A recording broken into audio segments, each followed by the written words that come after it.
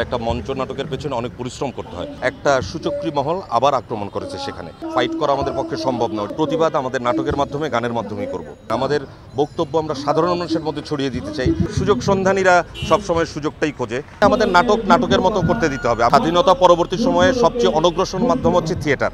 আন্দোলন বিষয়টা খোলাসা করেন যে একটা দলের নাটক, আপনারা হয়তো জানেন, দেশ নাটকের নিত্যপূরণ নাটকটি কিছু ব্যক্তির আক্রমণের কারণে বন্ধ করতে হয়েছে। বাংলাদেশের জাতীয় একটা প্রতিষ্ঠানে একটা চলমান নাটক বন্ধ করা মানে এটা তো কখনোই কাম্য না। একটা নাটক কতগুলো পারফর্মার, কতজন দর্শক সবার মিলন মেলায় পরিণত হয় তো। আর একটা মঞ্চ নাটকের পেছনে অনেক পরিশ্রম করতে হয়। পরিশ্রম করে নাটকটি যখন উপস্থাপন করে তখন সেটা খুব দুঃখজনক। সে কারণেই 8 তারিখে একটা প্রতিবাদ সভার আয়োজন করা হয়েছিল। 2 তারিখে দেশ নাটকের নাটকটি বন্ধ হয়েছে। 8 তারিখ প্রতিবাদ সভায় একটা সূচক্রী মহল আবার আক্রমণ করেছে সেখানে। তো সেটার প্রতিবাদে আজ আমাদের এই পথনাটকের আয়োজন এবং গানের আয়োজন। আমরা আসলে নাটকের মানুষ, নাটক আর গান দিয়েই তো প্রতিবাদ করতে পারি। আমরা তো আসলে ফাইট করা আমাদের পক্ষে সম্ভব নয়, ওটার জন্য আলাদা বাহিনী আছে, আলাদাই।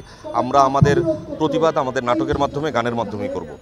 পথনাটক একসময় খুব, আমরা 90 স্বৈরাচার পতন আন্দোলনের সময় পথনাটক খুব অ্যাক্টিভ ছিল এবং তখন ওটার ব্যাপ্তি আমাদের সাধারণ জনগণ জানে পথনাটকটা কতটা সক্রিয় ছিল, শক্তিশালী ছিল।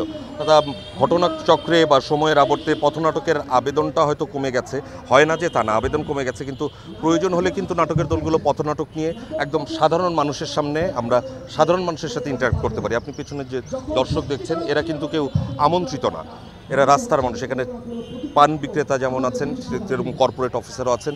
সবার সাথে কমিউনিকেশন, আমাদের বক্তব্য আমরা সাধারণ মানুষের মধ্যে ছড়িয়ে দিতে চাই, যেটা হয়তো অনেক ফেসবুকের মাধ্যমে করা সম্ভব।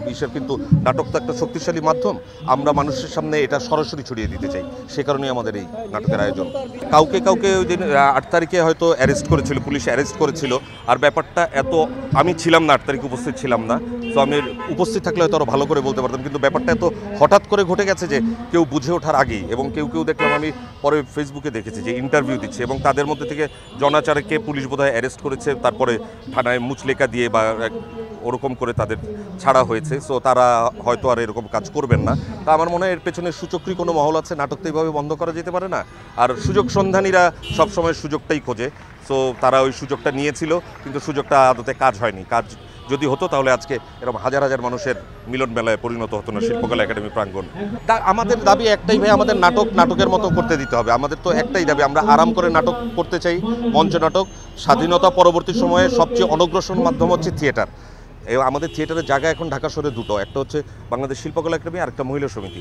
এই দুটো জায়গায় 2 কোটি মানুষ, 2.5 কোটি মানুষের শহরে যদি কতজন 1000-1500 মানুষ একটা সন্ধ্যায় থিয়েটার দেখতেছে, এটাও যদি বন্ধ করে দেন, আসলে তাহলে আপনারা কি চান? তাহলে তো আপনারা দেশের উন্নয়ন চাচ্ছেন না। থিয়েটার মাধ্যমে তো দেশ আগায়, গানের মাধ্যমে, নাচের মাধ্যমে দেশ আগায়। আপনারা তো এগোতে দিতে চাচ্ছেন না।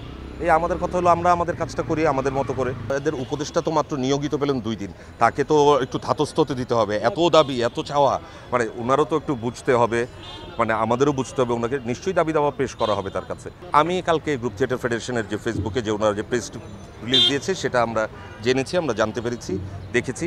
কামাল ভাইয়ের পোস্ট থেকেই দেখেছি। কামাল ভাইজিৎ আমাদের এখন যিনি আছেন ভারপ্রাপ্ত। এবং আমার মনে হয় সামনে গ্রুপ থিয়েটার ফেডারেশন ইলেকশন আছে, তো সেটা হলে অনেক কিছু অনেক স্মুথ হয়ে যাবে। এবং আর আমাদের যে দাবি দেওয়া, আমি বললাম আমার এখন একটা দাবি আছে, আমি বললেই তো হবে না। একটা রাষ্ট্রের একটা পলিসি আছে, বা সবাই যারা এই চর্চাটার সাথে আছে তাদের অনেকের মুরব্বীরা আছে, তাদের মতামত, আমরা ইয়াং যারা আছে আমাদের মতামত, সব কিছু একসাথে মিলিয়েই সামনের দিকে এগোতে হবে।